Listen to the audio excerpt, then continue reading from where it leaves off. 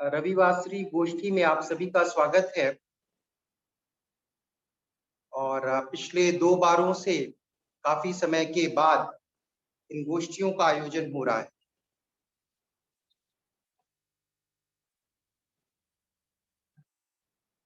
हम सब गोष्ठी की शुरुआत आंदोलन गीत से करते हैं, तो आज भी हम आंदोलन गीत से इस गोष्ठी की शुरुआत करेंगे। शीतांशु जी हमारे बीच में हैं। हम उनसे अनुरोध करते हैं कि वे शंखनाद एवं आंदोलन गीत गाएं।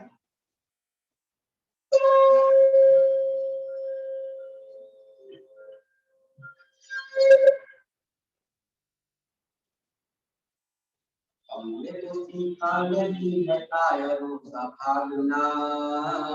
आज की चुनौतियों का डट के करो सामना, आज की चुनौतियों का डट के करो सामना। हमने तो सीखा नहीं है कायरों का भागना, आज की चुनौतियों का डट के करो सामना, आज की चुनौतियों का डट के करो सामना। जो जवान देश के लिए शहीद हो गए, जो जवान देश के लिए शहीद हो गए, सींचे अपने खून से जो क्रांति बीज हो गए, सींचे अपने खून से जो क्रांति बीज हो गए, तो करो याद भरो मन में राज भावना, आज की चुनौतियों का डट के करो सामना, आज की चुनौतियों का डट के करो सामना। हमने तो सीखा नहीं है कायरों का भागना, आज की चुनौतियों का डट के करो सामना, आज की चुनौतियों का डट के करो सामना। कंटकों की राह से जो चली जवानियां, कंटकों की राह से जो चली जवानियां, लोग सब बखानते उनकी कहानियां, लोग सब बखानते उनकी कहानियां। क्रांति तो तैयार कर क्रांति साधना,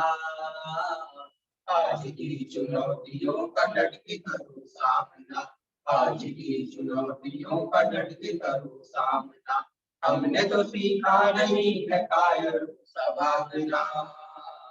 आज की चुनौतियों का डट के करो सामना, आज की चुनौतियों का डट के करो सामना। फंस चुका है देश आज फिर विदेश जाल में, फंस चुका है देश आज फिर विदेश जाल में, लुट न जाए फिर कहीं खोए इस ख्याल में, लुट न जाए फिर कहीं खोए इस ख्याल में। हल है इस सवाल का विदेश को नकारना,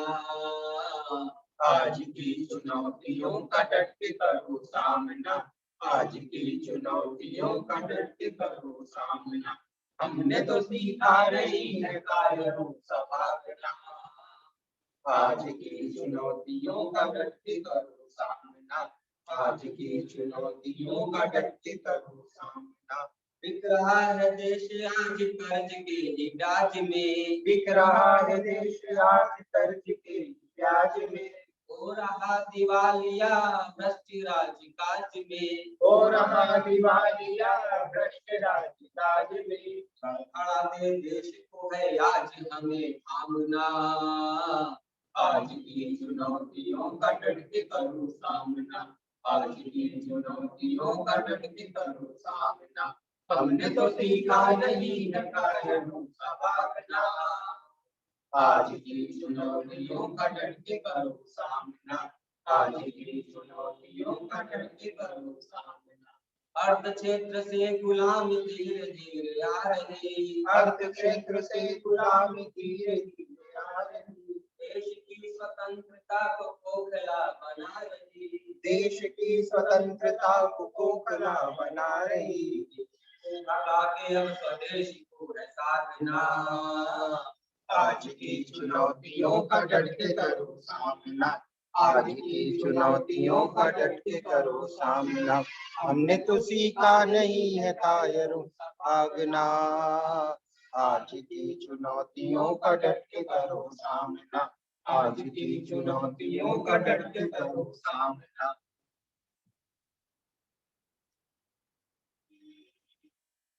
बिल्कुल, जब ये गीत हम सब साथ में गाते हैं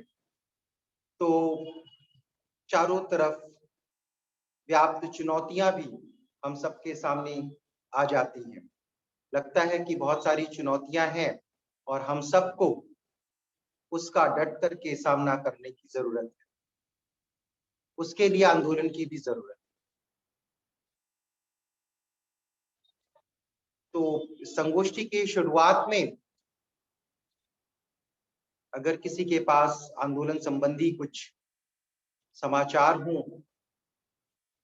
और हम सबसे साझा करना चाहते हैं, उनका स्वागत।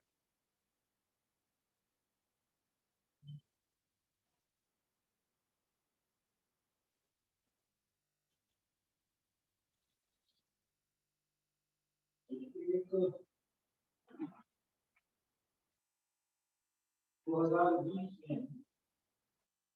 भारत की नौजवान भारत लोगों ने संकल्प लिया था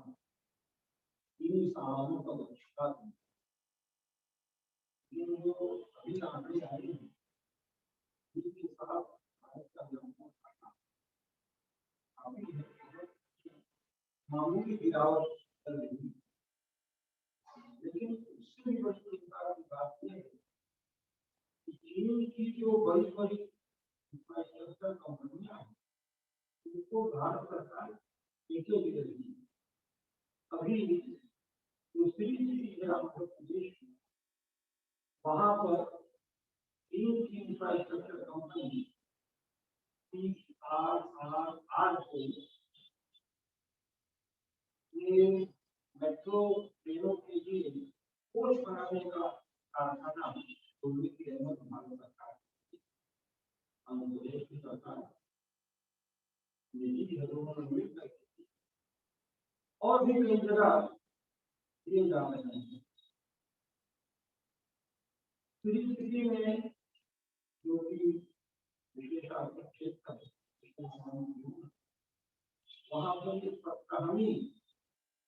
चाइनीज कंपनी को वहां 16 पहले की कहानी। यानी अगर हम बड़ी बड़ी इंफ्रास्ट्रक्चर परियोजनाओं की कंपनियों में भाग हैं तो फिर हमारे आवाज नजर आता है। लेकिन शायद हम कहते हैं उसमें कि विरोधाभास कहते क्या है, मेक इन इंडिया उसके बाद विदेशी बहुराष्ट्रीय इसके लिए मेक इन इंडिया होगा और दोबारा मेक इन इंडिया और दोबारा भारत में सारे आंकड़े जो है वो ऋणात्मक संकेत दे रहे हैं, लेकिन जब बीआई जो है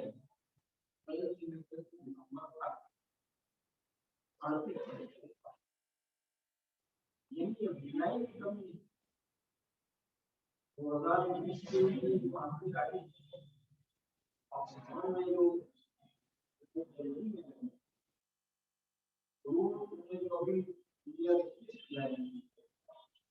उनसे ये पता चलता है भारत में अमीरों की संपदा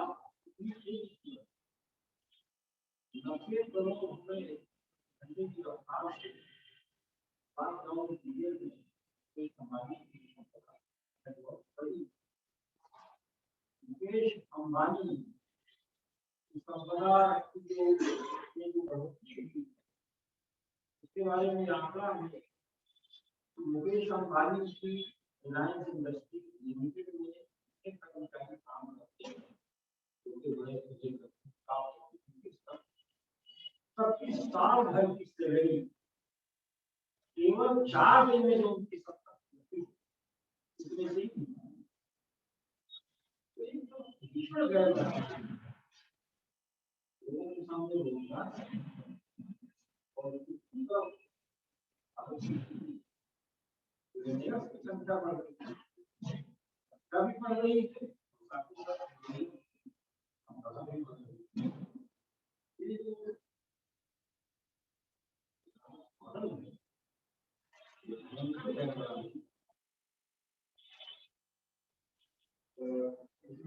में और शाम का भी दोनों कालों में दुनिया भर में उनकी संपत्ति में जर्मनी के जीडीपी के बराबर नहीं था। जर्मनी को विकासशील या विकसित देश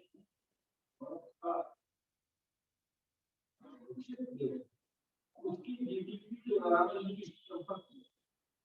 और उतना ही नहीं, उनकी संपत्ति जो बड़ी समय दुनिया भर में जो संपत्ति है उनकी संपत्ति जो है तो चीन की जीडीपी के बराबर, यानी एक अलग आंशिक सत्ता का खेल कहा हुआ और तरह की आंकड़े आती हैं सबके लगभग वही का हो है आसमान का हो है भूगर्भ का हो, जितनी ये रिपोर्ट आ रही है और भारत सरकार और उसकी जो थिंक टैंक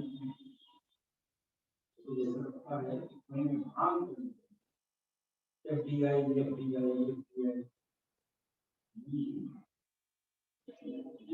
में दुनिया को राह दिखाई। महात्मा गांधी ने कई बार कहा कि हम भारतवर्ष की आजादी की और भारतवर्ष की नहीं कहा, भारतवर्ष की आजादी जो दुनिया के बहुत है उनको एक मॉडल देगी स्वदेशीता स्वावलंबन का और हम आजाद होना चाहिए। इसलिए जब हम आजाद रहेंगे हमारी आवाज से दुनिया के जो अन्य गुलाम देश हैं उनको आजादी का संबंध देगा। आज वो देश चीन ने हमको कितना हमें शर्मनाक स्थिति से थी आप गुजरना पड़ा है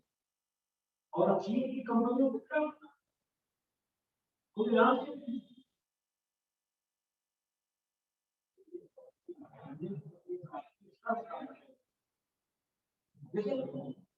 हम भी कुछ नहीं, हम भी गली में लाके कर दिया चीन का ना है नहीं से देना ही हम तो इतनी जटिल स्थिति में हैं हम ये नहीं बना सकते, हमको तो इनका पिछले बनना है या इसका नाम करके हम भाई का भाई के बदल के हम तो जन को बनना ये जो पिछले बना है ये जो जटिल बना है ये बढ़ रहा है इनका चुनाव देखिए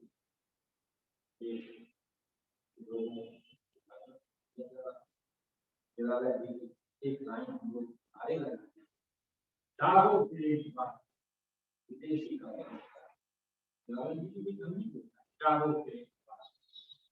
इसी में है कि जो विजन ही जीता है पश्चिम की रूप से नहीं जीता है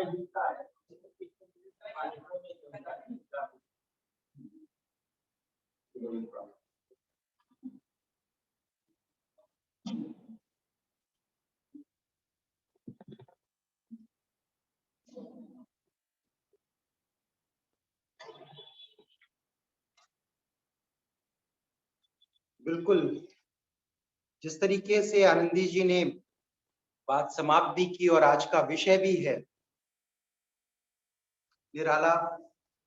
और निराला बिल्कुल अपनी तरीके के निराले ही थे।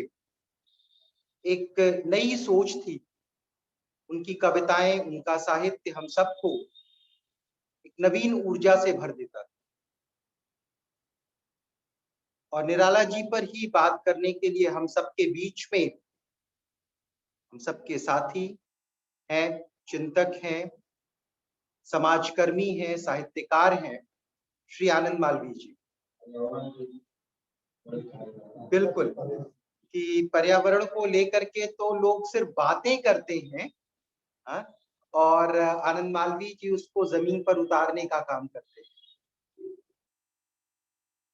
तो हम उनसे अनुरोध करेंगे कि वे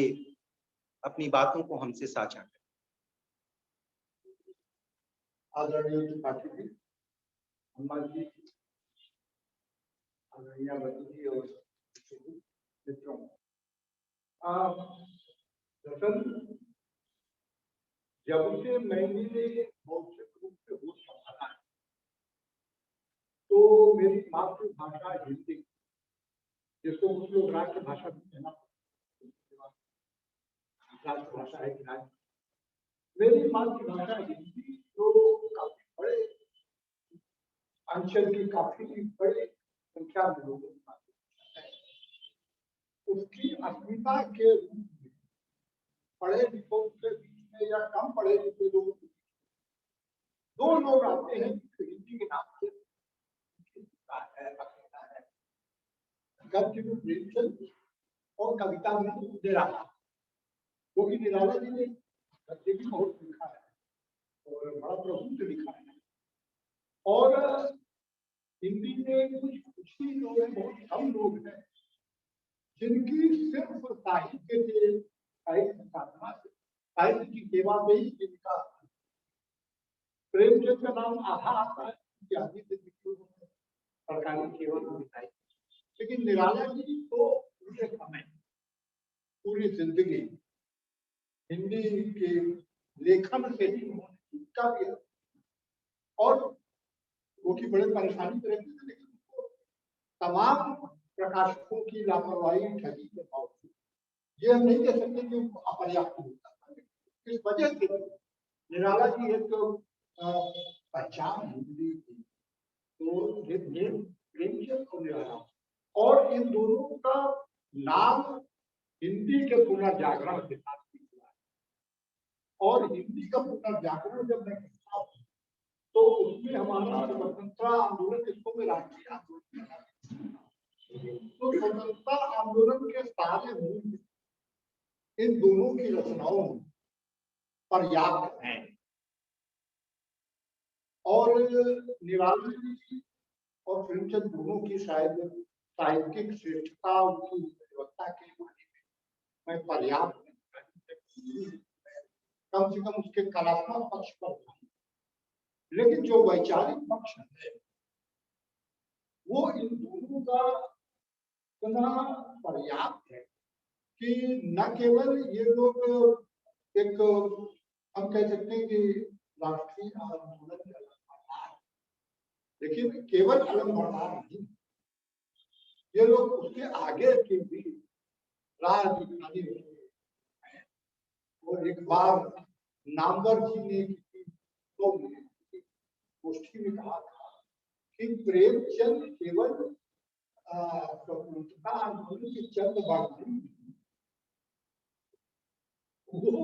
उससे आगे भी, लेकिन जो राष्ट्रीय मुद्दे जो हमारे वो कैसे होंगे उसके बारे में नहीं पता। मैं फिलहाल अपनी बात में, तो जब निराला जी की बात आती है तो छायावाद, अब छायावाद हिंदी में जो बहुत पढ़े लिखे ये लोग, इन लोगों के लिए छायावाद बड़ा वांछित शब्द, बड़ा आधुनिकतावाद चिंतन के क्षेत्र में, मतलब मैंने जहां तक पढ़ा है ये बहुत वांछित शब्द है, बहुत लांछित।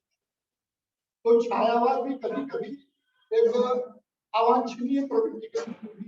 देखा जाता है कि उसमें कोई ऐसी नहीं, ये छायावाद के प्रभाव, ऐसा भी देखा गया। लेकिन पहले छायावाद तो बहुत ही गंभीर अध्ययन के विषय है, क्या बहुत किताबें लिखी गई, बहुत विचार किया गया है। आज भी छायावाद के संबंध में विश्वविद्यालयों में शोध पत्रिकाएं निकल रही हैं। मैं संक्षेप में आपको छायावाद था क्या, तो 20वीं शताब्दी के पहले दशक के बाद जो हिंदी में नई चित्रतात्मक, केवल विवरणात्मक छंद में कोई विवरण दे दिया गया,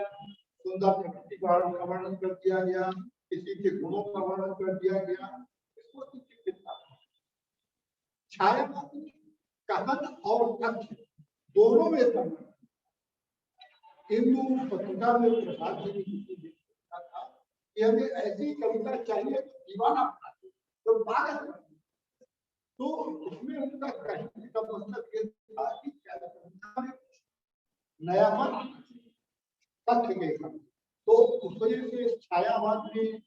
रहस्यवाद है, आध्यात्मिक भावनाएं हैं, रहस्यवाद और अध्यात्मवाद और कुछ प्रकृति के साथ, केवल प्रकृतिवाद नहीं है, प्रकृति के साथ मनुष्यता, मानववाद। मानववाद तो प्राय सभी, लेकिन निराला में या छायावाद में जो मानववाद, उसकी मैं अलग से चर्चा करूँ। तो ये जो है, लेकिन संक्षेप में अगर किसी विद्यार्थी को समझाना हो तो मैं ऐसे समझाता हूँ कि छायावाद स्थूल के विरुद्ध सूक्ष्म का विरोध।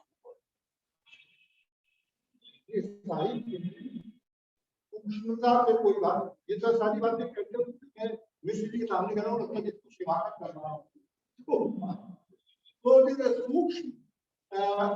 स्थूल के प्रति सूक्ष्म का विरोध, ये एक यदि सूक्ष्मता आई कहानी चिंतन में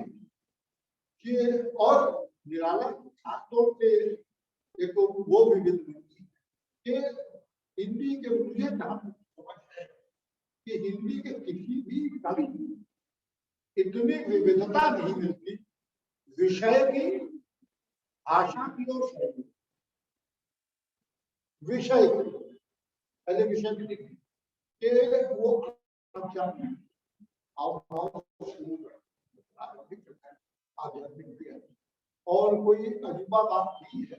कि रामकृष्ण मिशन की पत्रिका समन्वय के संपादन से उनका ऐसा तो कुछ प्रभाव उनके जीवन में था, चिंतन में था, और उनकी जो कविताएं हैं वो प्रारंभिक कविताएं भी अध्यात्म से शुरू होती है और लेकिन जैसा कि के बारे में तो उनका अध्यात्म जीवन से निवेश कर निषेध पूरा पूरा वो लोग दरिद्र नारायण किसी मनुष्य की सेवा को भी वो प्रभु की सेवा मानते हैं। तो और यहाँ तक कि सारे नारायण की पूजा, तो निराला जी की कविता में उनका जो अध्यात्म है वो केवल व्यक्तिगत मुक्ति का नहीं, व्यक्तिगत कल्याण को हमेशा वो जनता के जन के कल्याण के। और जब वो इसे सरस्वती वंदना प्रसिद्ध सरस्वती वंदना तो वो कहते हैं स्वतंत्र रहो, अमृत मंत्र रहो, भारत में भारत में और अपने जीवन के बीच के कारण लोग कहते हैं माँ अपनी आलोक, माँ अपनी आलोक, नर को नरक प्राप्ति प्राप्त, दूसरी जो नर को नरक। तो ये जो और फिर कहते प्रति जन्म को कर्म, तो यदि वो जो उनका जन्म कल्याण अध्यात्म में शुरू से अंत तक जन्म कल्याण है, वो चाहे छायावादी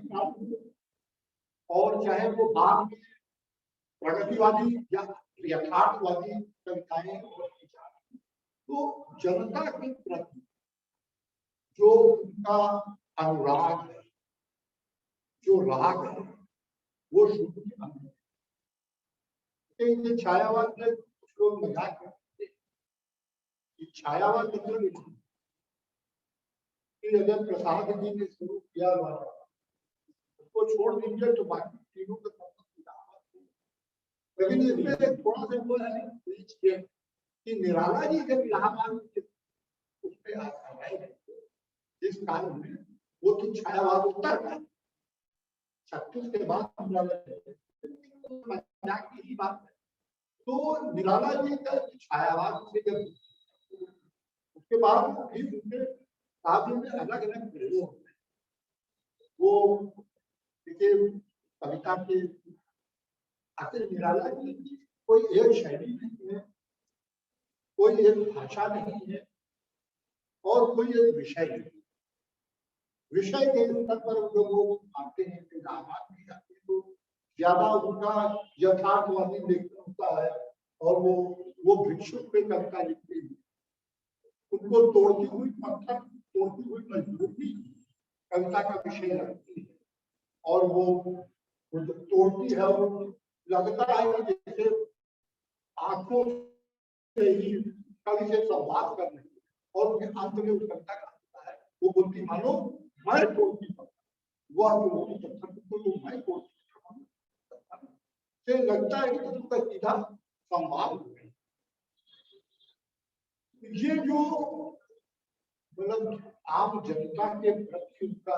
हमारे राष्ट्रीय जागरण वो शुरू से अंत तक कविता की जब वो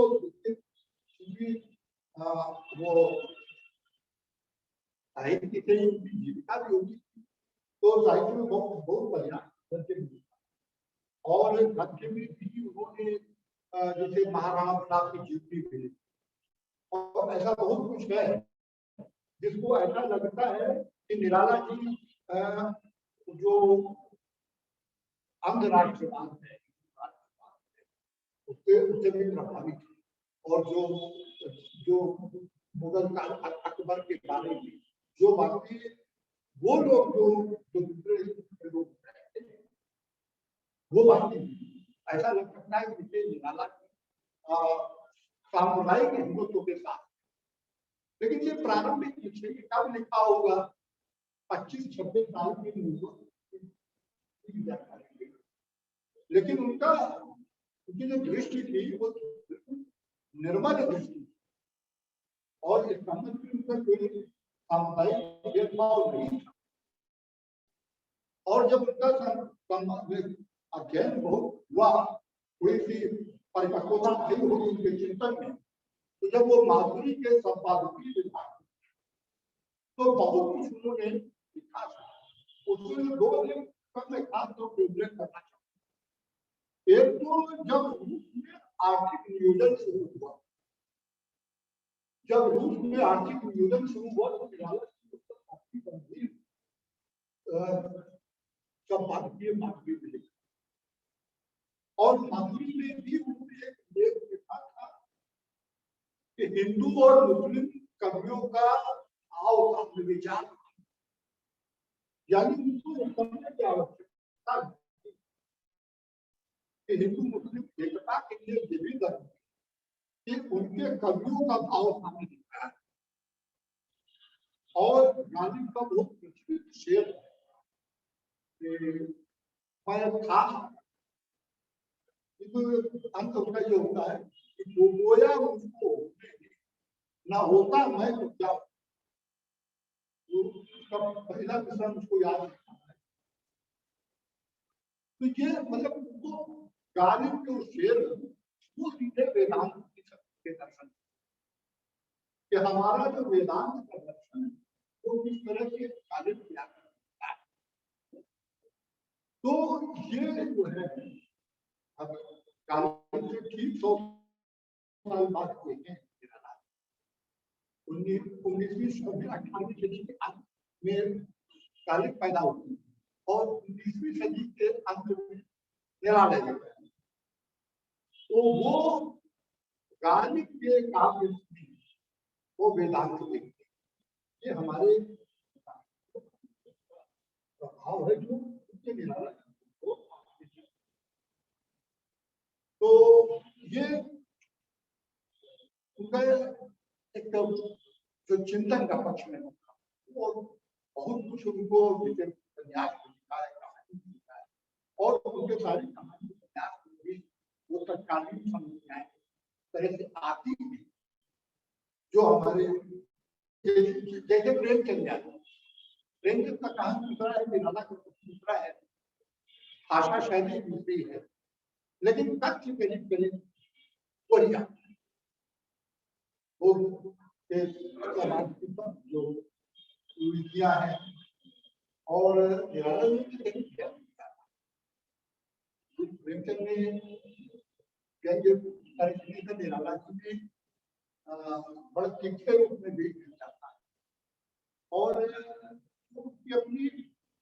जिंदगी का संघर्ष चतुरी चमार में दिखाई पड़ता है कि किस तरह से अपने पुत्र से जब एक चमार को बराबरी का दर्जा देना चाहते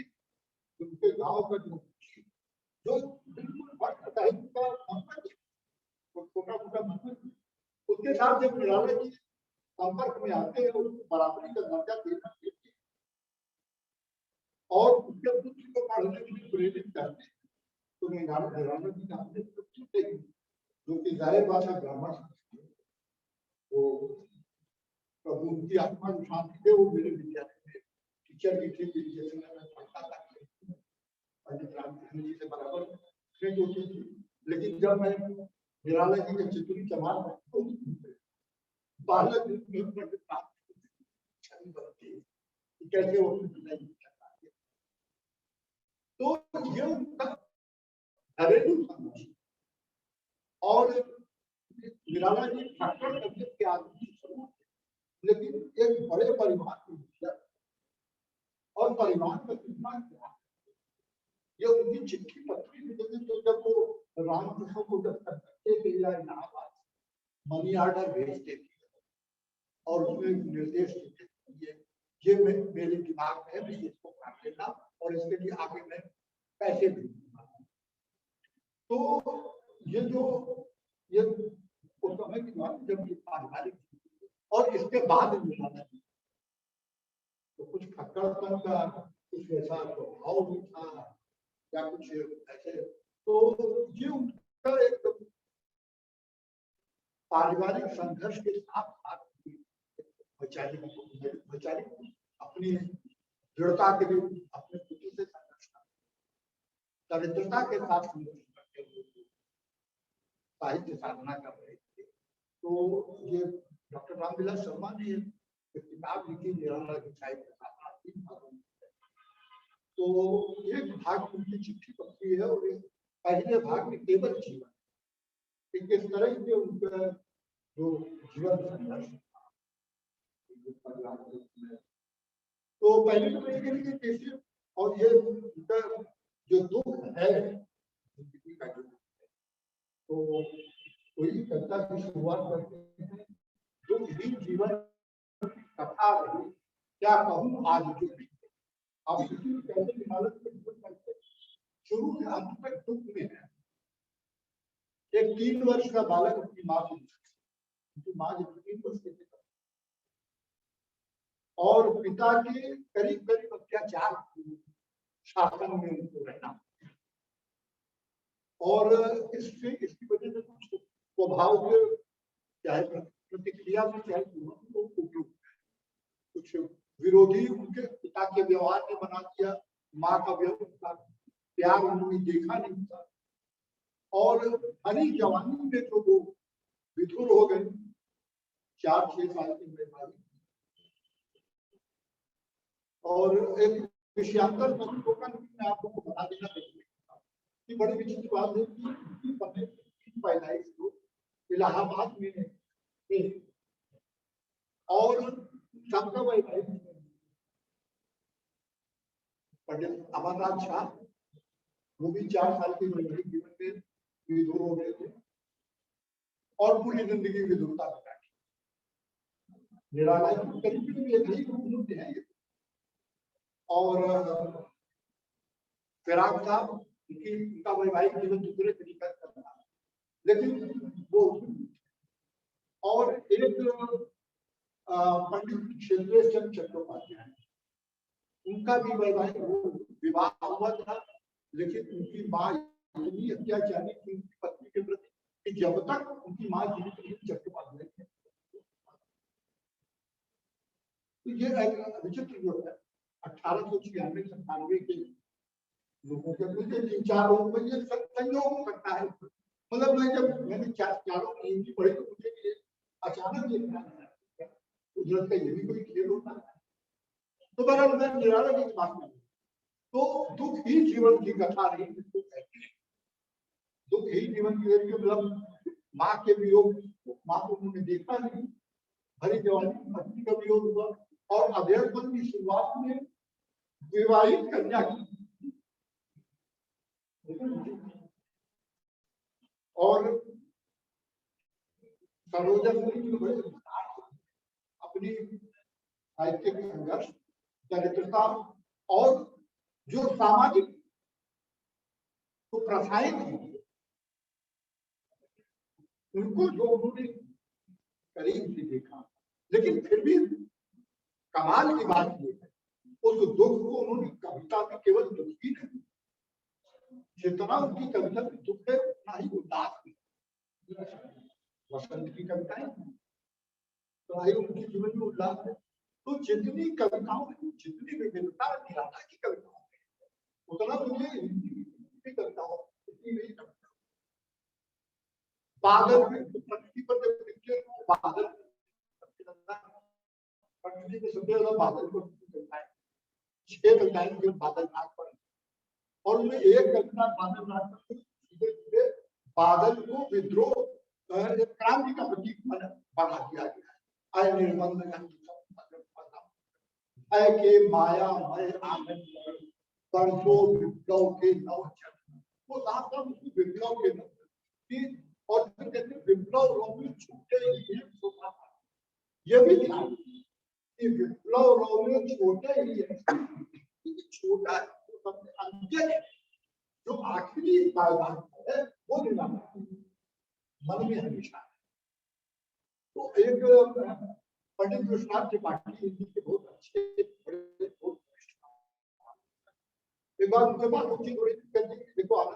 2 चीजों का ध्यान रखो, हर भारतीय कभी बड़ा हर भारतीय बड़ा उसने सबसे पहले बादल और दूसरा आंख पर लिखा।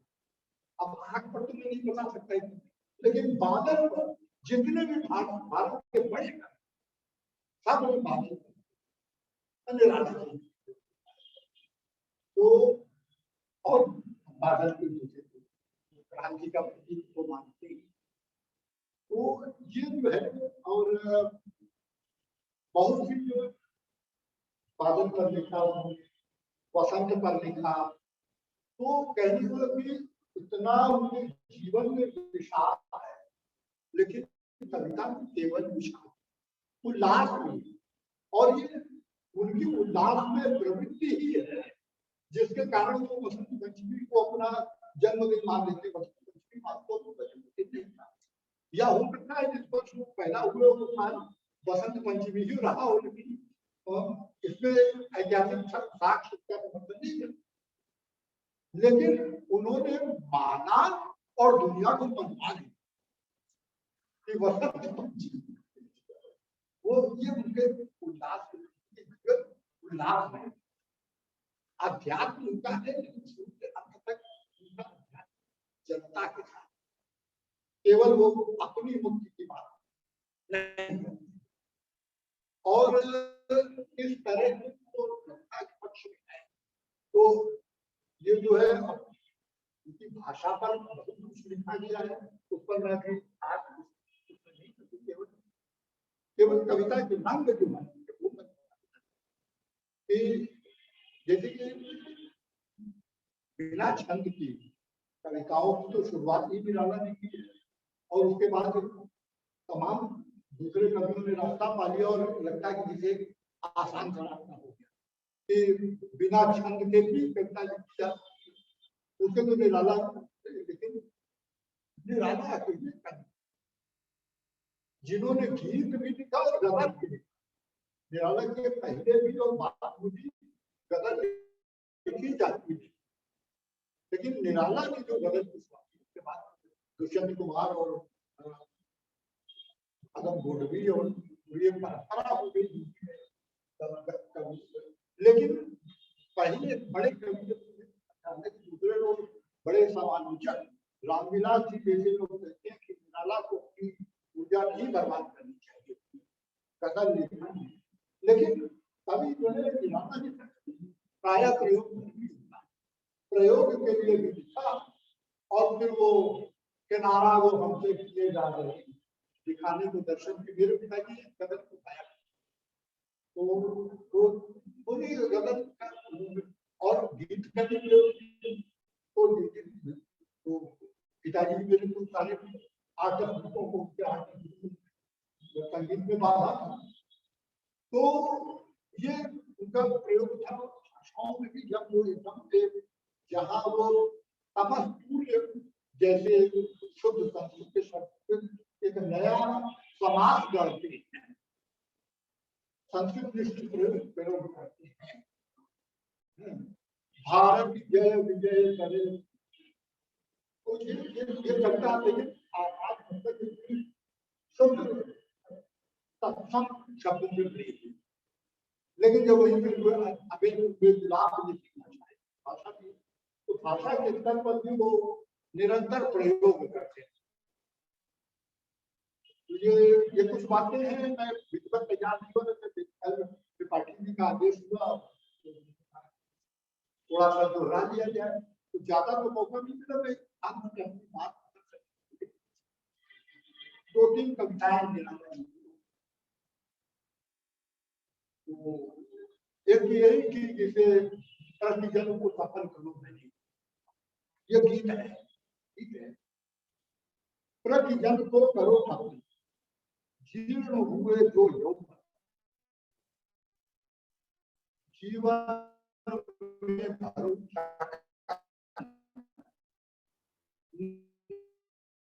नहीं राजनीतिक तन मन नंदन के जागरूक कलर हरे दिशाएं तब सरसी के नव नव मुने कमल मन के बाद छल का टूट जाए आज छल का टूट जाए जा देश मनाए मंगल। दूसरा एक आपको लगेगा कि आंदोलन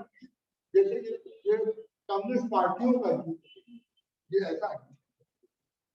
जल्द जल्द पैर आओ आओ आओ, आज अमीरों की हवेली किसानों की होगी पाठशाला, आज अमीरों की हवेली किसानों की होगी पाठशाला, धोबी फांसी चमार देती बोलेंगे अंधेरे का ताला, अंधेरे का ताला की कविता ही नहीं, अंधेरे का ताला एक पाठ पढ़े टाट बिछाओ, एक पाठ पढ़ेगी टाट बिछाओ, जहां जहां सेठ भी बैठे बनिए की आग दिखाते हुए, उनके आंखों में आंखें थे धोखे पर खाते हुए, बैंक किसानों का कुलवाओ, सारी संपत्ति देश की हो, सारी आपत्ति देश की बनी, सारी संपत्ति देश की हो, सारी आपत्ति देश की बनी, जनता जातीय देश वाद ये कविता। और एक कविता लिखी मानववाद की आध्यात्मिक चेतना का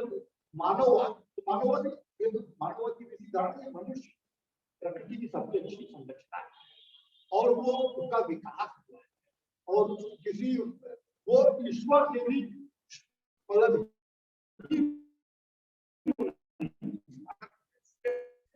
उससे हीन नहीं है, वो प्रकृति का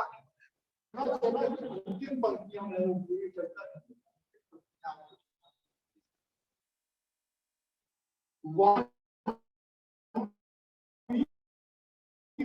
पहले छंदों में गीत रचे मंत्रों को छोड़ो, जब मंत्र छोड़ के छंदों में गीत रचे, मंत्रों को छोड़ मानव को मान दिया, मानव को मान दिया, धरती की प्यारी ताकि कली ज्योति में खिली, मिट्टी में चढ़ती, वर्जित गुड अर्थ अब के परिणाम। कृष्ण ने भी जमी पकड़ी,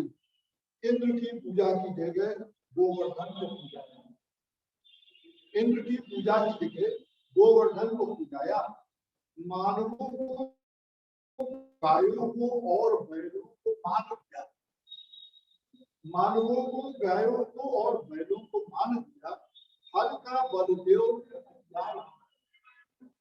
हल का हथियार, हल को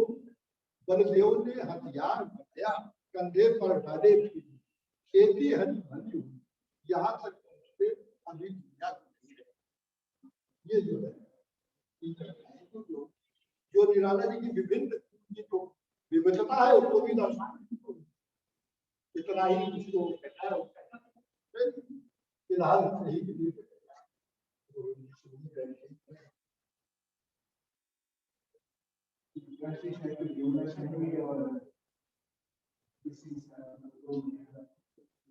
और मधु दीदी भी हैं।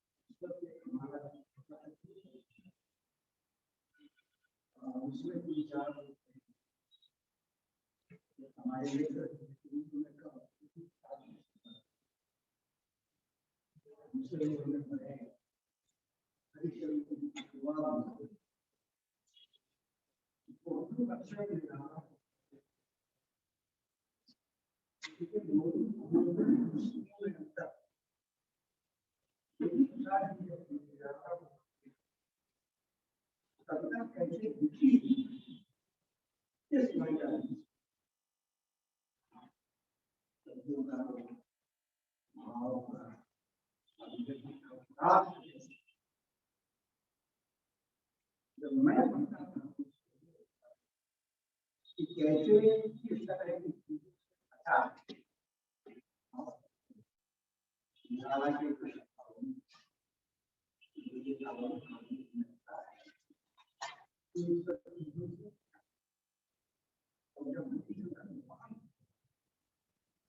तो उनका ये होता है कि कैसे आप सब्जेक्ट जैसे फिजिकल विषय के ऊपर कविता लिखी तो निराला भी उनको देखने के तमाम ढंग लोगों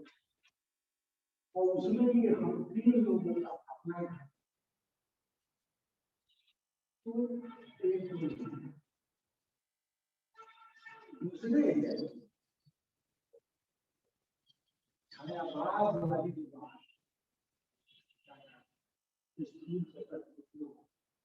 बिल्कुल सही बात और ये सही है ये वो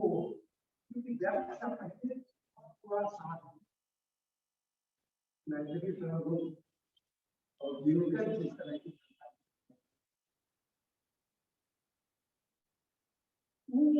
छोटी कविता जो पाठ का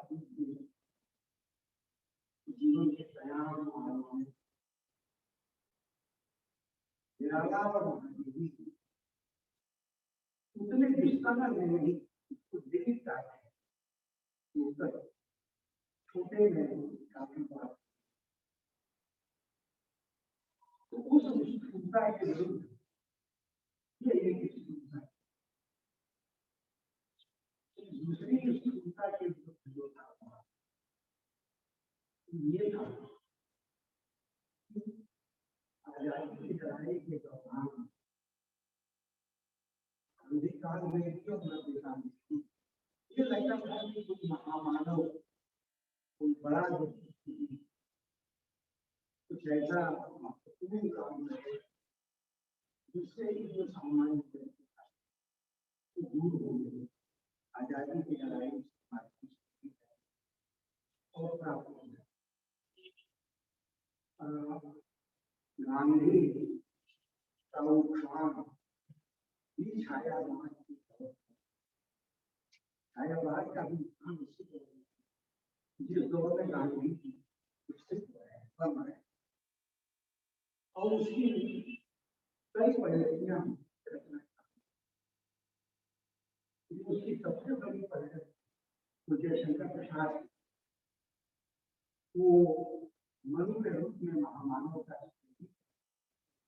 एक नई सभ्यता आने वाले समय तो निराला जब हम विषय और संस्कार से तो वहां का विचार ही होता है कि महामानव जो है सामान्य जन से बहुत ज्यादा भिन्न नहीं किंतु इतना भिन्न नहीं है और महामानव एक दूसरे की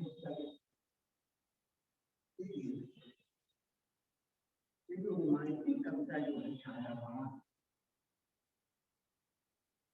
जब मैं गाने की जो शिक्षा थी और जो उसी समय का जब विकास होता है कि पश्चिम के मूल लेने का तो कई तरह की क्या कहेंगे संस्थाओं कहा गया कि विज्ञान की शिक्षा भारत में और भी कई आंदोलन सुनाए जो मैदानों में सुनाए कि मूल्य को यहाँ के धन में प्रवेश कराने का और उस वक्त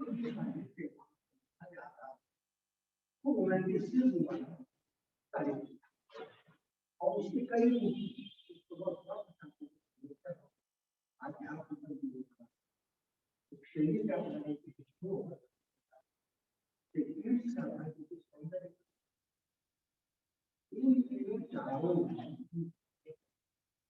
हमारे विश्वविद्यालयों में पढ़ाई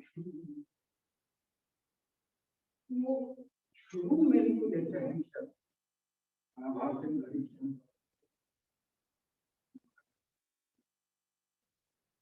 उन्होंने मूल्यों को उस तरह शिक्षा दी और अंग्रेज का या पश्चिम का मुकाबला गौरवान्वित कर रहे हैं नवजागरण की जगह पुनर्जागरण जैसे स्वामी ने तैयारी क्या देवाली में माटी उन सब चीजों 1910 आते छायावादी जो रोमांटिक वो हमारे कविता में उसको सबसे पहले अपना तो वितरण नंदन पंत और पंत के बाद जो अन्य जो छायावादी मैंने वैसे पता 900 तक लेकिन जिसको की ख्याल उन लोगों ने और निराला को निश्चय को विश्वविद्यालय उस तरह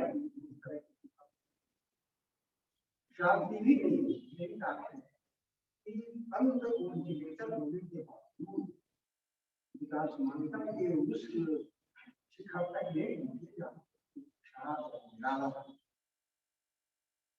तो इन लोगों में वो प्रवृत्तियां तो थी लेकिन ये सेंस जो था शुद्ध भारतीय और शुद्ध प्रकृति का ही वाला ये सेंस नहीं आ रहा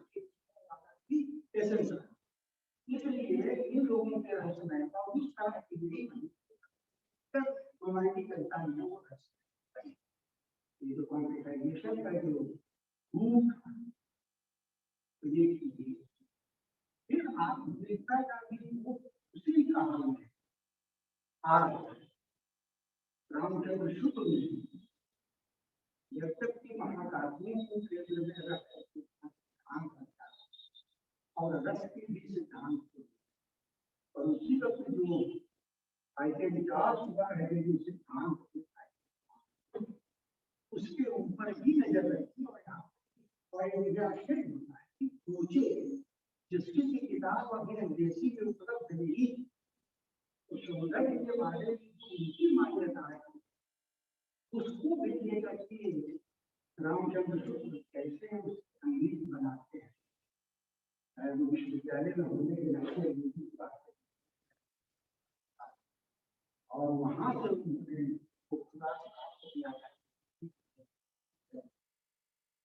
और उसका एक कारण यह है कि कविता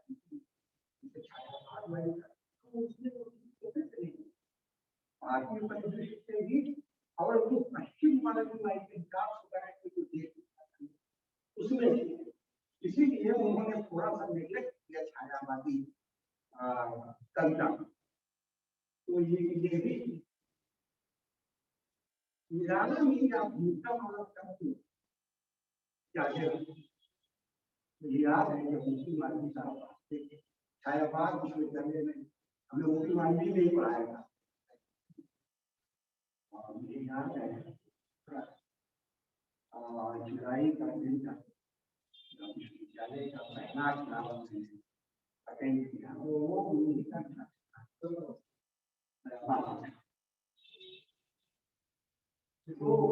गुजरात में आए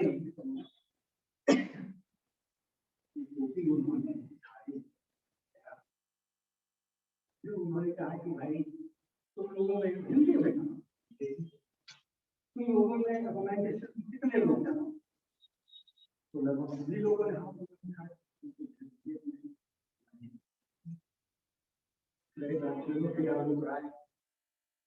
तो बात पूरा क्या हो सकता है कि उन्होंने कहा कि तुम बताओ उन्होंने अपने हम लोगों ने पढ़ेंगे तो उन्होंने कहा कि ठीक है मैं तुमको बताता हूँ क्या है और उन्होंने कहा कि पहले कविता और हिंदी की कविता है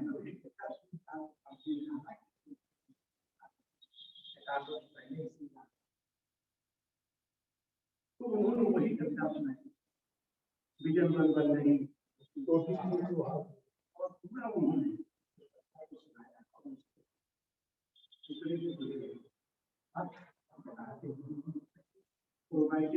क्या जो उससे जब तुम्हारे मन में उसका जब उदाहरण न तब वो है रोमांटिसिज्म मानी गई दुनिया इतना बदल गई एक आदर्श दुनिया में जब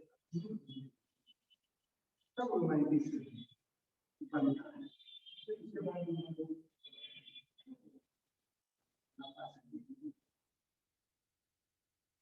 उस कविता को ले जाके मैं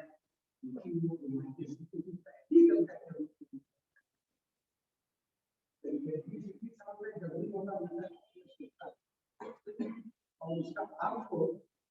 स्पष्ट नहीं होता लक्ष्मी का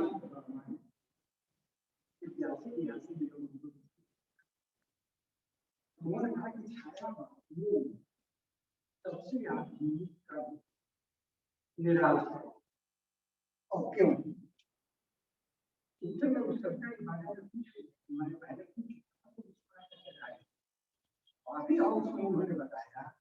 कि हिंदी की एकमात्र एक लाभदार वो जूही की कली के साथ अथवा लाभदार और यह आधुनिकता का और ये सिर्फ साइंटिस्ट के नाते नहीं शायद जो काम उठा हुआ है जो संचालक काम मांगता है किसी के नाते नहीं, इसलिए उत्तर ही इसका था। और आज तो बलात्कार के पक्ष की बात करना तो ज्यादा लगता है, तो जगह शामिल है, लेकिन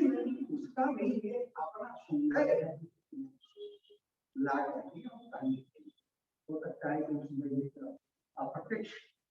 क्या कहेंगे भाई, करीब की उम्र हो गई है, वो अभी क्या है, लेकिन वो अव्यक्त कैसा,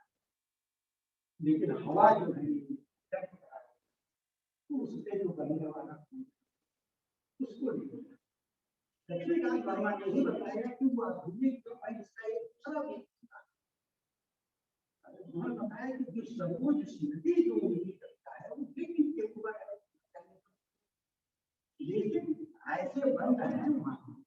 जो कि व्यक्ति के सौंदर्य का वर्णन इस तरह से करते हैं सौंदर्य का यही बहुत बड़ी बात है। और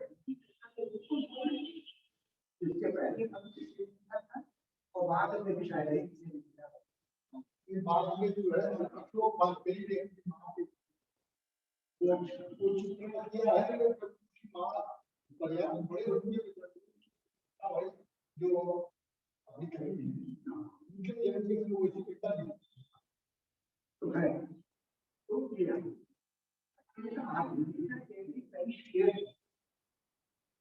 अंग्रेजी का एकदम भी कम से कम 2 शीट, एक तो इंडियन वाला वो कहता है कि केंद्र गायब हो गया है, अब खाली पड़ी है, इसीलिए चीजें एक तो नहीं पूरी नहीं करता क्योंकि पहले गायब तो ये जो खंडन है ये आधुनिकता का ये उतना परंपरा से उतना नहीं व्यक्तिगत अपने से ही उतना डेरिवेशन का तो उस तरह का विधान का प्रयोग किया WD वही था। और एक दूसरा आधुनिकता का लक्ष्य सीरियस बनना, अविरता ज्ञान, everything has become less plan, इसमें से भी ये इतना अनुभव हो गया है कि इसमें से गया निकल नहीं सकती। ये दोनों भी इसे करना है कि निराला की कविता में बहुत ही प्रसंगों को बताकर साहित्य करने का मौका भी बहुत कम है। तो इलाहाबाद में दौर लगा रहा तो मुश्किल से भी उनसे हो पाएगा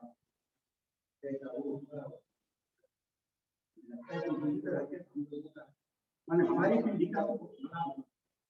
पीढ़ी को भी जो लेना लेकिन हम लोग नहीं और आधुनिकता का ही यथार्थ तो मैं इस को लेकर के आधुनिक होने वाले का भी निराला उसके यथार्थ को लेकर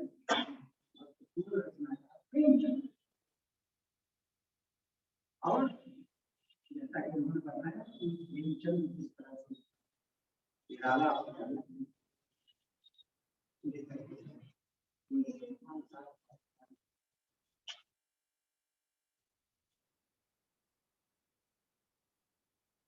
हमारे बीच में डॉक्टर राम प्रकाश सिंह सर भी हैं। कविता सिर्फ जो है सुनेंगे। मधु दीदी नहीं, मतलब निराला को लेकर के कुछ बात रखनी हो, उनके साहित्य को लेकर के।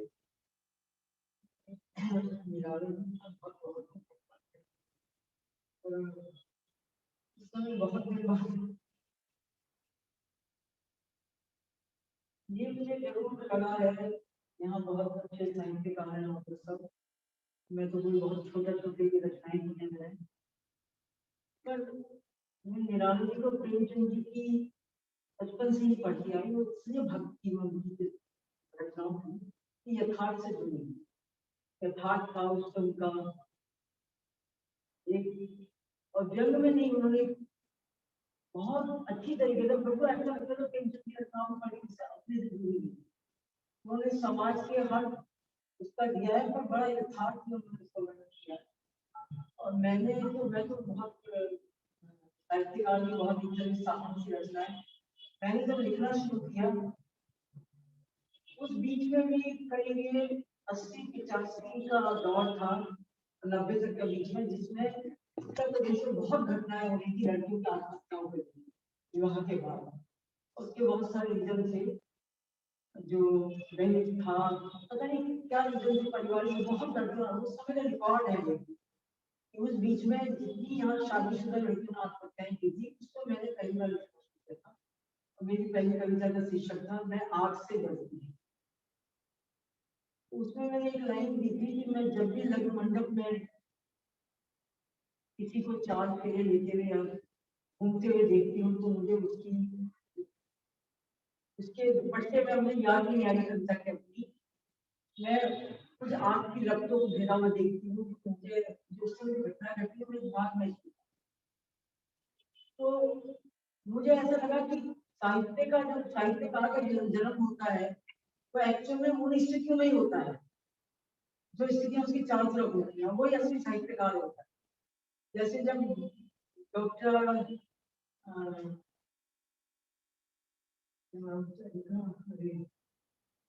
डॉक्टर थे जिन्होंने कहानी करी, हाँ डॉक्टर रघुवंशी, जो मेरी किताबों का कहानी किताब का वो लिखा, तो उन्होंने सीधा लिखा कि साहित्यिक अगर उसमें खोज करनी होगी कहानियों में खोज करने की कोशिश ना करें, और ये कहानियां यथार्थ को जीती और जो भी पढ़ता मेरी कहानियां बहुत विषय के ऊपर तो बहुत अच्छी मैगजीनों में छपी, और कैसे छपी बहुत साहित्यिक दृष्टि से उसको देखा जाए तो कोई साहित्यिक भाषा उसको नहीं, बिल्कुल साहित्य भाषा में मैंने अपनी कहानियां चालू लिखी। क्योंकि मेरे जो प्रिय रहे थे ये साहित्यकार बचपन से, ये भी वही लोग थे जो यथार्थ के ही आसपास कहानी, बहुत साहित्यकार, जैसे शिवानी की कविता की कहानियां सब बहुत पसंद, बहुत अच्छा लिखती थी, कुमारी में मैं बहुत लिखा, और इतनी क्लिष्ट उनकी भाषा होती थी जब मेरे सोने नहीं आई। तो निराला जी का जो जीवन था, निराला जी की कविताएं क्या परिमल वालों का एक बार उसी कारण में उनका थोड़ी सी मैं इस समय असल में बहुत दिनों से बाहर का बोल रहे वाली स्थिति में नहीं थी, और साहित्य मेरी प्रिय चीज रही है। मैं हिंदुस्तान भारत के काफी साहित्यकारों को पढ़ा भी, किया भी और जाना भी, अपने ही प्रांत के नहीं, उत्तर प्रदेश की ये नहीं, जयंत कुमार, भगवती वर्मा, यही सब नहीं थे प्रेमचंद, बल्कि और प्रांतों के भी जो साहित्यकार थे, विदेश की भी हिंदी ट्रांसलेट पढ़ी, शौक बहुत था साहित्य का। और मैं आज भी मानती हूँ कि हिंदी साहित्य में निराला और प्रेमचंद ये ऐसे पर्पण है जिसका मुकाबला कोई नहीं कर सकता, ना आज का साहित्यकार ना उस समय, क्योंकि यथार्थ को जीना वही साहित्य का दर्पण होता है। आप कपोल करके कुछ भी लिखे वो चीज नहीं होती, जो आप समाज का दर्पण उस समय आप दर्पण के रूप में आप देखते हैं, वही साहित्य, वही कालजयी रचना मानी। मैंने एक कहानी लिखी थी अपनी, आज के घर की डायना, वो कहानी बहुत लोगों को बहुत पसंद आई, और वो यथार्थ चित्रण था। तो डॉक्टर रघुवंश ने उस कहानी को पढ़ के कहा था किसी का चेहरा दिखाने का सच तरीका नहीं होता, चाहिए, सुंदर तरीके से कहानी चीजें होती है कई बार जीवन में। तो मुझे ऐसा लगता है कि मैं इतने बड़े साहित्यकारों पर क्या मैं बात करूं, मैं यही कह सकती हूँ निराला जी जैसा ये इलाहाबाद का गौरव है, और लोगों को लगता है इलाहाबाद का जीवन एक ऐसा कवि है जो इलाहाबाद उनके नाम से पहचाना जाता है। ये इलाहाबाद के नाम से मैं बड़ी इलाहाबाद उनके नाम से पहचाना है, महादेवी बलवान निराला जी। और मैं बड़ी सौभाग्यशाली हूँ, मुझे ऐसी जगह रहने का सौभाग्य मिला जहाँ अमरकांत जी का घर है, जहाँ महादेवी जी का घर, महादेवी जी एक तरह पड़ोसी हूँ मैं। तो मुझे कुछ नहीं मिला, ये अच्छा मिला कि जन्म का सौभाग्य से ऐसे अच्छे बड़े साहित्यकारों के आसपास रहने का मौका मिला। उससे ज्यादा मैं क्या बोलूँ,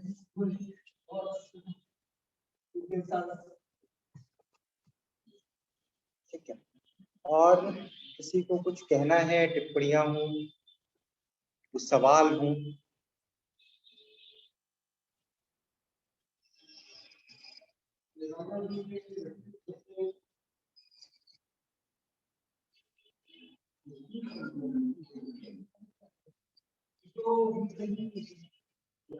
सत्ता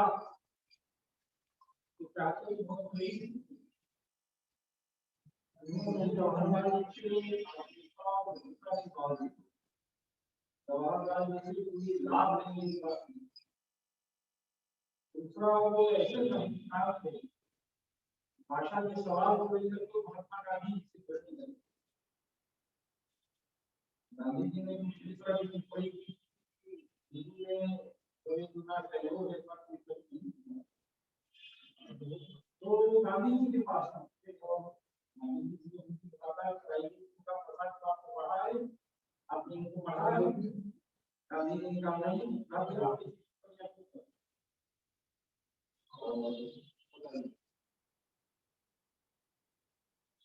उनकी कल्पना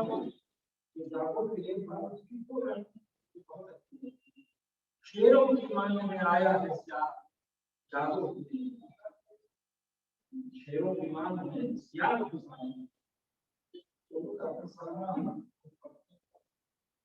से कहते थे कि ये शेरों की मान में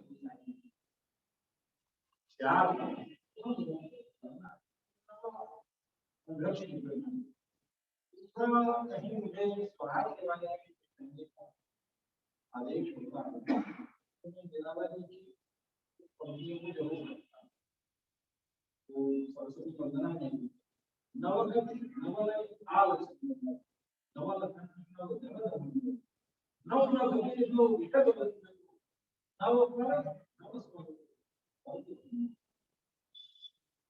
ये है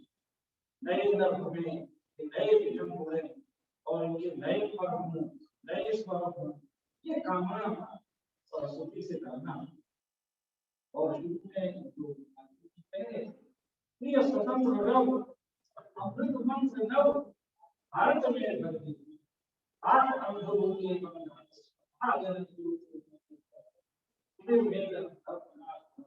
जगत में जगत करती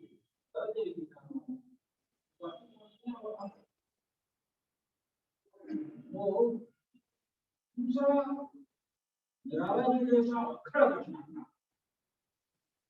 इसलिए इसका कन्या कविता है ये पंडित कहलाने वाला उल्लू का पंखा पूरा चार होगी समझ सकते हैं किसके लिए कहा इसमें उन्होंने महावीर शास्त्री जी पंडित की है विजय लक्ष्मी पंडित पंडित की और एक जगह उन्होंने लिख दिया यह पंडित कहलाने वाला उल्लू क्या करता पूरा चार होगी और आजादी के बाद चार होगी ये भाव ये है कि काले अंग्रेज और सत्ता में पूरा भेद विजयी कहाए हुए लघु दूसरों का पिए जाते हैं ये जो नए लोग आए थे ये भी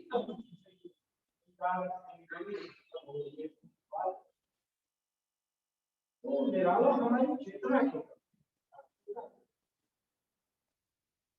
मुझे सौभाग्य मिला है महादेवी लौना जी निराला जी को संपूर्ण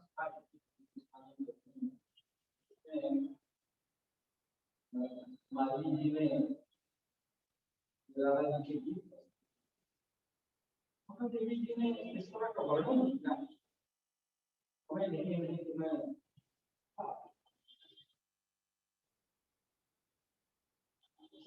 पुरस्कार के लिए निराला जी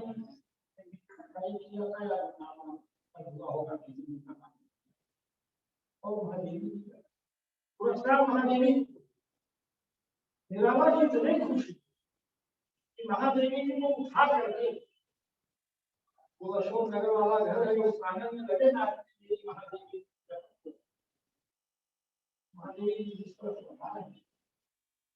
रजाई से लाया उन्होंने कई विद्यार्थियों को लेकर के गाड़ी में लग करके निराला जी तो उन्होंने अपनी विद्यार्थियों से कहा कि भाई रजाई तैयार तब मैं सारी बच्चियों ने उसकी सिलाई की और निराला जी को पढ़ा। 3-4 रोज बाद महादेवी पहुंचने रजाई किसी के ऊपर डाल दिया होगा और जो उनकी शव यात्रा निकली उसमें साहित्यकार नाम से भिखारी, आम आदमी, मजदूर, किसान, इतनी बड़ी शव यात्रा थी। एक बड़े साहित्यकार ने कहा भाव विरोध हो रखे अगर ऐसी शव यात्रा उसमें अधिक करने को तैयार और उस शव यात्रा में महादेव जी राम नाम से लेकर आते पंडित जी को मैंने देखा है महादेव जी को देखा तो महादेव आने को निराला को जाना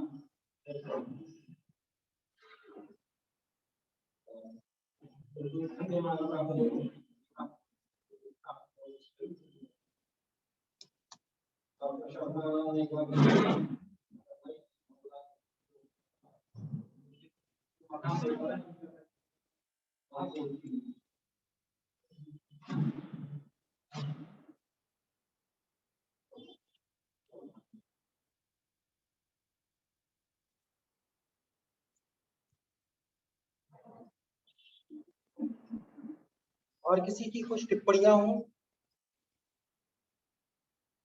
बिल्कुल जिस तरीके की बात आप रख रहे थे निराला जी को लेकर के, बहुत सारे किस्से हैं, बहुत सारी कहानियां हैं। निराला जी का वो प्रेम भी कि वो दारागंज से जब जवाहरलाल नेहरू के लिए रसगुल्ला ले आते हैं यहाँ पर और रोक देता है चौकीदार आनंद भवन के गेट पर और वहीं पटक करके और वो वापस आवाज सुन ली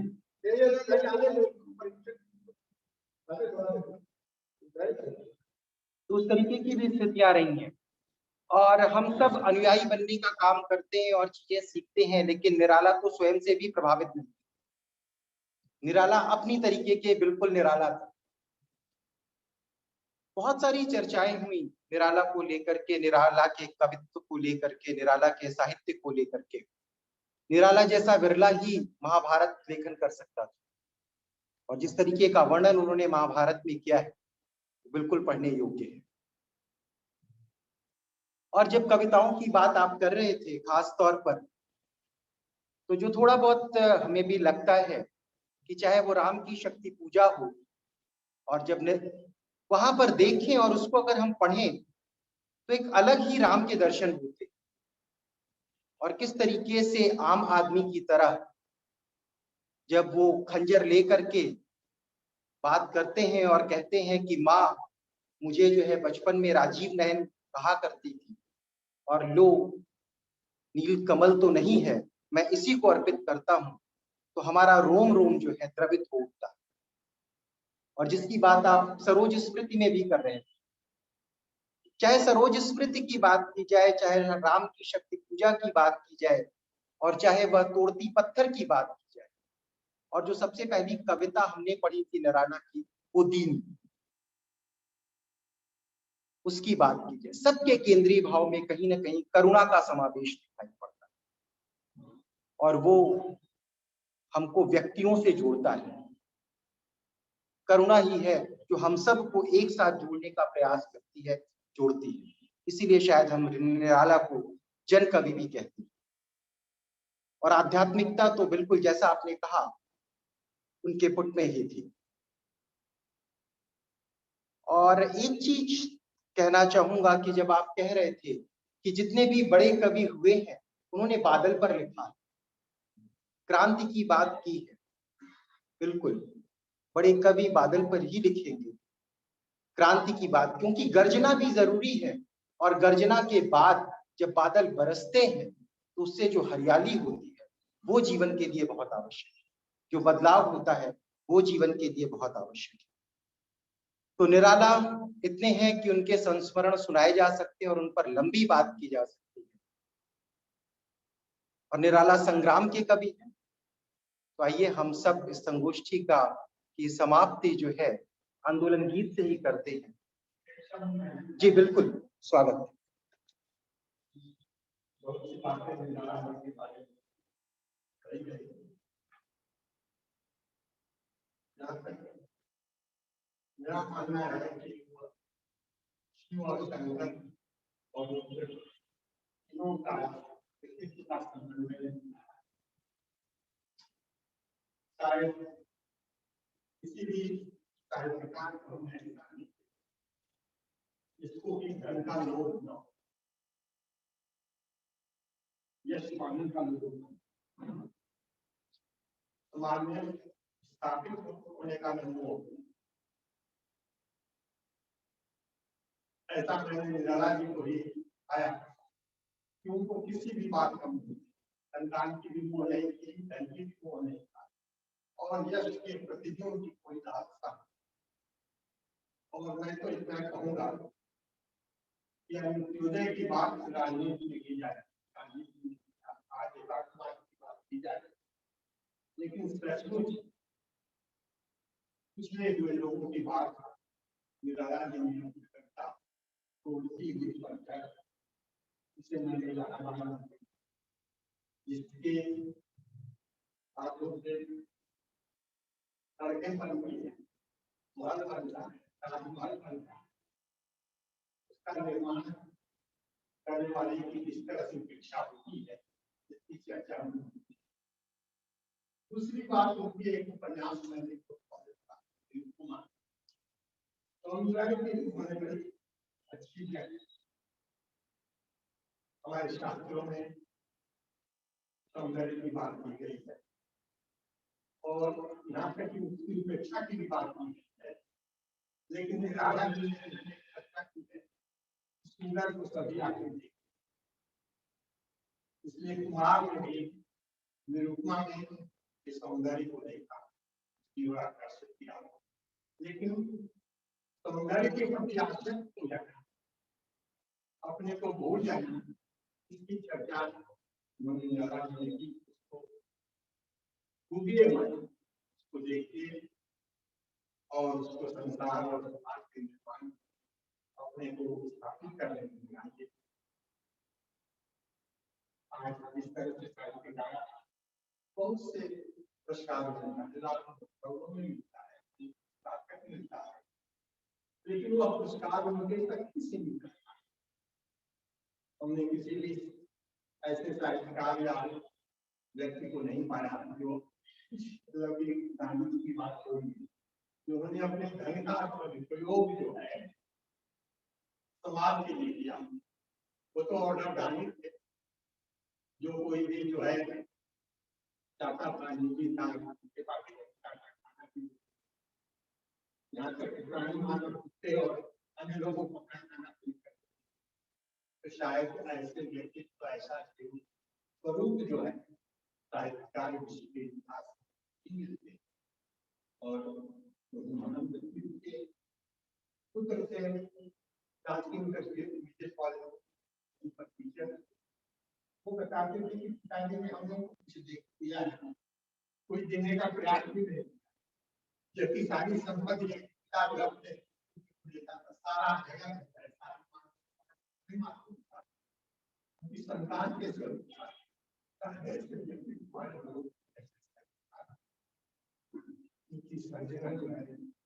मानव जाति जो दबे हुए पिछले लोगों के लिए होती सचमुच जो है पूजनीय है और समाज विकास को समाज की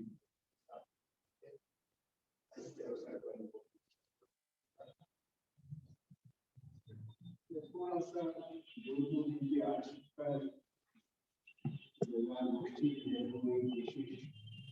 के बारे में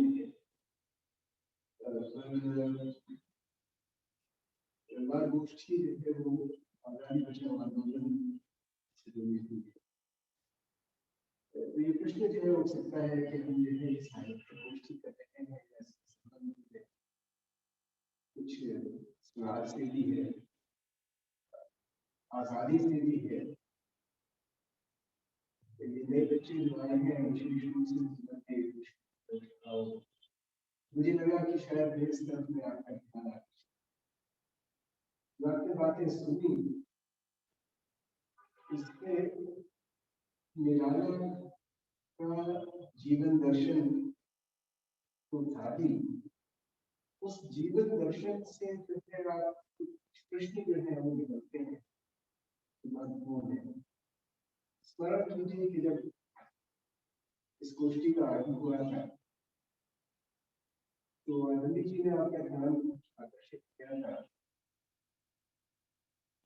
कि भारत में जो विकास हो रहा है, जिसको मान्यता मिल रही है, वो कैसा है।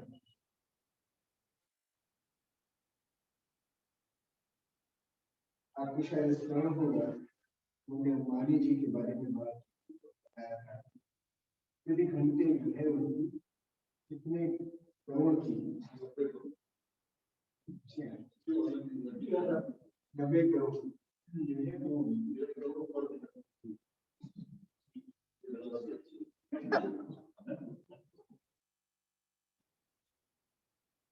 तो जो प्रश्न उससे उठता है और जो निराला इसकी तरह जो है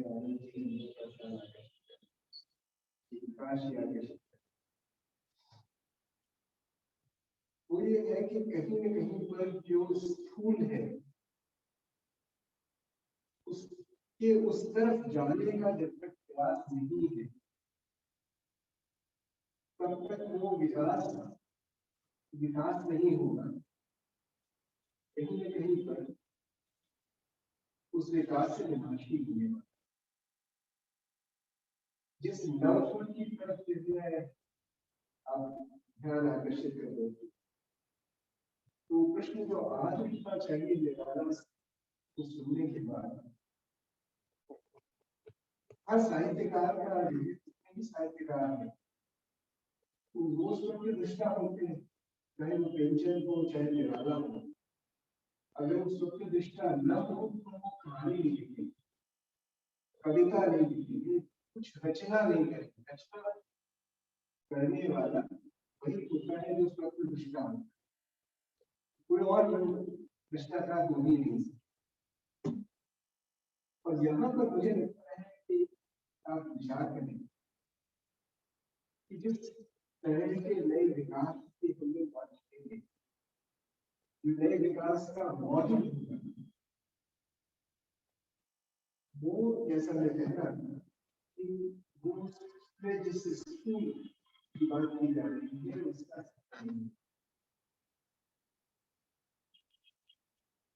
और शायद हम उसको खराब से कुछ समझते हैं, लेकिन अगर आप समझेंगे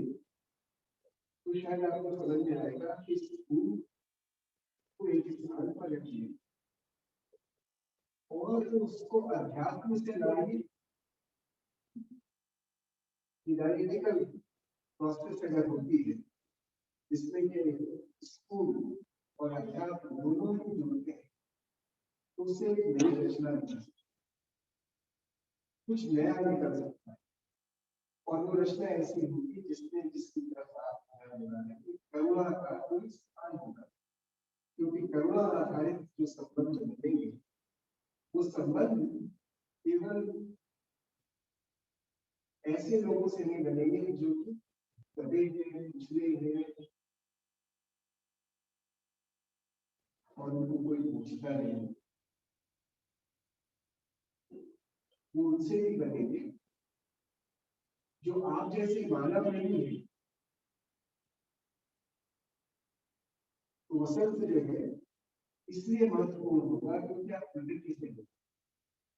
इस बात की तरफ हमें ध्यान देने की जरूरत है कि केवल इतना ही नहीं है कि अंबानी हो चाहे एलन मस्क हो या कोई और हो, इस मॉडल में सिर्फ ये हो रहा है कि जितने भी प्राकृतिक संसाधन हैं उनको हम निर्ममता से प्रयोग कर रहे हैं और ये समाप्त हो जाएंगे, निश्चित रूप से समाप्त हो जाएंगे। इस मॉडल के तहत समाप्त, इसमें बराबरी भी भूल जाएंगे। अगर आप ये कहेंगे कि बराबरी हो जाए और सभी लोगों को खाने दिए जितना निर्ममता से सब लोग उसका उपयोग कर सके, अगर ये विकास का मौजूद है तो उसे शायद दोबारा से सोचने की आवश्यकता है, उससे आपका खबर नहीं। तब जूही की कली जो है उसके साथ बलात्कार होता है, इसकी प्रकार फिर दूसरी कली देख सकते हैं। और जूही की कली के साथ जब प्रकार बलात्कार होता रहेगा तो वो विकास का मॉडल है। अगर इस विकास के मॉडल को नया स्वर देना है तो हमें अलग तरह से सोचने की जरूरत है। और वो देखने का ऐसे स्कूल के बाहर जाएंगे और अध्यात्म को साथ में रखेंगे, करुणा को केंद्र में रखेंगे, और जिसमें केवल मानव ही केंद्र में नहीं होगा, पूरी प्रकृति केंद्र में। जब तक यह नहीं होता है तब तक मुझे लगता है किसी भी तरह का विकास नहीं होगा, हम लोगों को स्वीकार नहीं होगा। मुझे लगा कि मैं थोड़ा सा ऐसे आज के जो गोष्ठी करते हैं। तो अंत में शीतांशु जी से कहूंगा कि आंदोलन गीत के साथ संगोष्ठी का समापन। मशाले लेकर चलना जब तक रात बाकी है, संभल कर हर कदम रखना कि जब तक रात बाकी है। मशाले लेकर चलना जब तक रात बाकी है, संभल कर हर कदम रखना कि जब तक रात बाकी है। मशाले लेकर चलना मिले मंसूर को सूरी जय सुकरात के हिस्से, मिले मंसूर को सूरी जय सुकरात के हिस्से। रहेगा जुर्म सच कहना कि जब तक रात बाकी है। मशाले लेकर चलना कि जब तक रात बाकी है, संभल कर हर कदम रखना कि जब तक रात बाकी है। मशाले लेकर चलना पसीने की तो तुम छोड़ो लहू मजदूर का यारों, पसीने की तो तुम छोड़ो लहू मजदूर का यारों। कि सस्ता पानी सा बहेगा जब तक रात बाकी है। मशाले लेकर चलना कि जब तक रात बाकी है, संभल कर हर कदम रखना कि जब तक रात बाकी है। मशाले लेकर